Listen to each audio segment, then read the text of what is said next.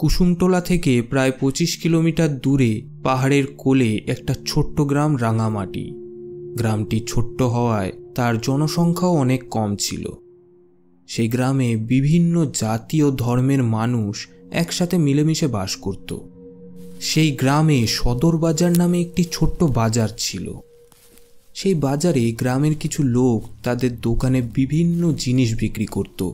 এমনই একদিন সকালে বাজার বসার সময় একটি বিখ্যাত মারোয়ারি দোকানের কর্মচারী চন্দন দোকান সাজানোর কাজ করছিল। হঠাৎ একটি অচেনা মহিলা সেখানে আসে এবং চন্দনকে জিজ্ঞাসা করে, শুনুন, আমি কি আপনার শেঠজির সাথে দেখা করতে পারি? না না, আজ আমরা খুব ব্যস্ত, আজ কাউকে দেখা করতে দেওয়া যাব না। আজ হাটের দিন, আপনি যান তো, অন্যদিন আইসেন।